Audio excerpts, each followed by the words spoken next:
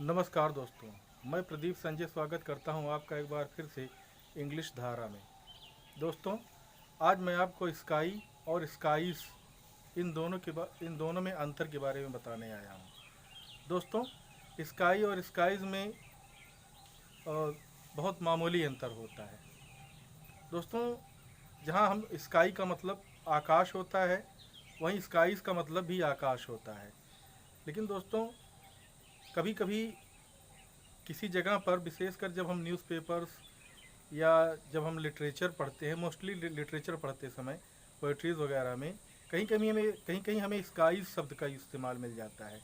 या न्यूज़पेपर्स वगैरह में जो बड़े लेवल के हम न्यूज़पेपर पढ़ते हैं, जैसे इंडिया टुडे, हिंदुस्तान टाइम्स,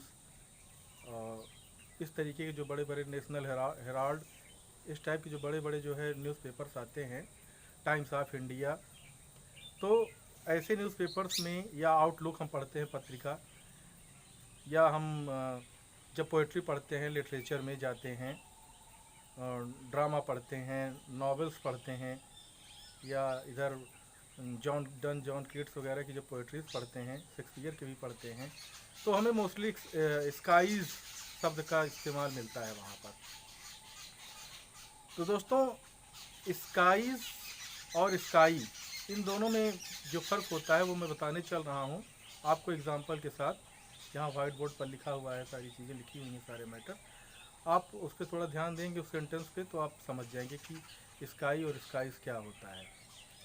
दोस्तों, स्काई माने होता है कि आकाश, लेकिन कब?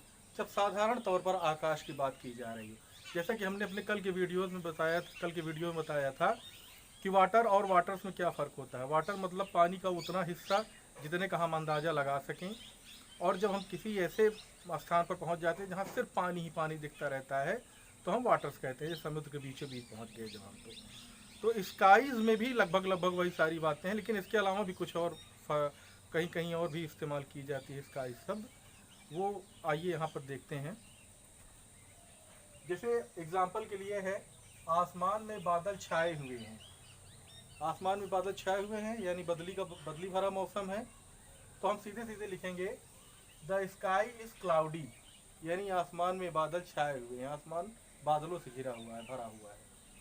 इसी में सेकंड एग्जांपल हम देखेंगे और थोड़ा समझने के लिए, आसमान नीला है। आसमान नीला है, बहुत सिंपल सेंटेंस है। आसमान दिखाई दे रहा है हमें खुले में, एक सिंपल मात्रा में। और आकाश के साथ साथ अगर हम एक साधारण सी जगह पर खड़े होकर आकाश को देखते हैं, तो हमें पेड़ पौधे, बिल्डिंग्स, ये सारी चीज़ें भी दिखाई देती हैं, आकाश को दिखाई भी देता है। तो ऐसी स्थिति में द स्काई इज ब्लू। ठीक है दोस्तों, लेकिन अब ध्यान देने वाली बात यह कि स्काईज स्काईज स्काईज शब्द लिखने में जब आप अंग्रेजी बोलते हैं या अंग्रेजी लिखते हैं, तो मोस्टली हमारे दिमाग में ये नहीं आता है कि स्काईज शब्द का भी इस्तेमाल करना है। लेकिन अच्छी अंग्रेजी लिखने के लिए, अच्छी अंग्रेजी बोलने के लिए हमें माइनर पॉइंट्स पे बहुत ध्यान देना पड़ता है दोस्तों, तब जाकर के अच्छी अंग्रेजी बोली और लिखी जाती है। तो स्काईज भी उन्हीं शब्दों में से एक है। यहाँ देखिए, एग्जाम्पल देखिएगा आप, आकाश अनंत है। हम किसी पहाड़ पर खड़े हो जाएं या इतनी ऊंची बिल्डिंग पर खड़े हो जाएं जहां से सिर्फ आकाश दिखे और कुछ न दिखे।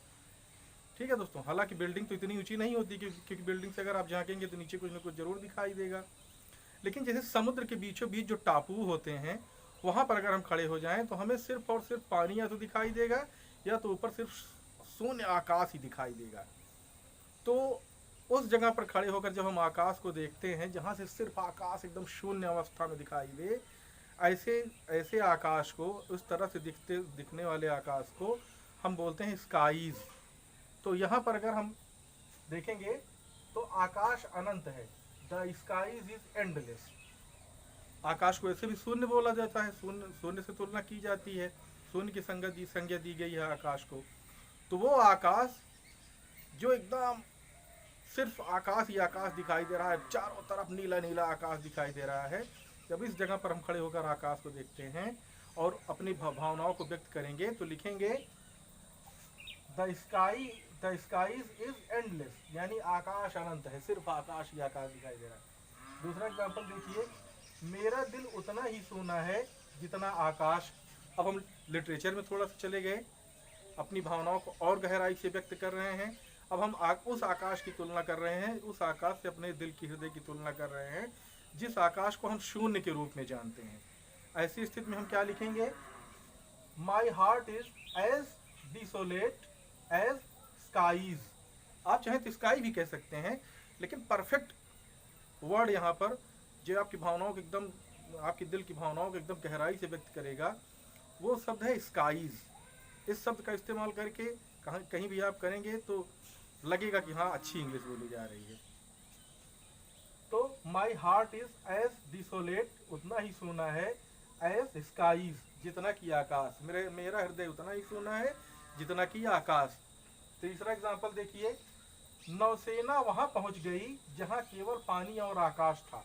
कल दोस्तों हमने आपको बताया था कि ऐसी जगह जहां पर सिर्फ पानी ही पानी दिखे, समुद्र का वो बीचों बीच का छोर जहां से हमारी सीमाएं समाप्त होती हैं, जहां पर सिर्फ पानी ही पानी दिखता है समुद्र के चारों ओर, वहां पर वाटर्स का यूज करते हैं। तो समुद्र के उस बीचों बीच जगह पर पहुंचने के बाद अगर हम आकाश में भी देखेंगे तो नीचे सिर्फ पानी ही पानी दिखेगा, और आकाश में सिर्फ ऊपर देखेंगे सिर्फ आकाश ही आकाश दिखेगा और कुछ नहीं दिखेगा।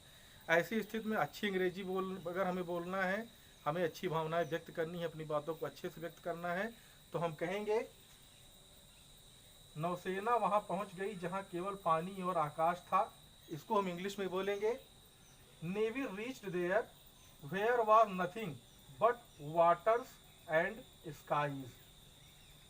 ठीक है दोस्तों, मतलब नौसेना वाली जो जहाज थी, नेवी की जो जहाज थी, वो ऐसी जगह पहुंच गई जहां पर सिर्फ और सिर्फ पानी दिखता था और आकाश दिखता था।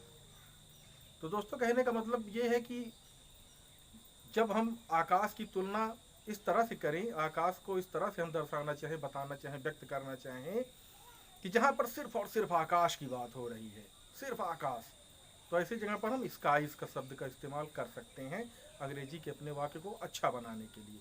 वरना स्काई से भी काम चल जाएगा, लेकिन अच्छी अंग्रेजी के लिए हम स्काईज कहेंगे। और साधारण वाक्यों का अगर प्रयोग करना है, साधारण वाक्य बोलना है, तो हम स्काई कह के काम चला लेते हैं। ठीक है दोस्तों, तो उम्मीद करता हूँ मेरे द्वारा दी गई जानकारी से आप सहमत होंगे। अगर वीडियो अच्छा लगा हो तो चैनल को सब्सक्राइब करें, वीडियो को शेयर और लाइक करें। तो दोस्तों मिलता हूँ आपसे अगले वीडियो में, तब तक के लिए जय हिंद, जय भारत।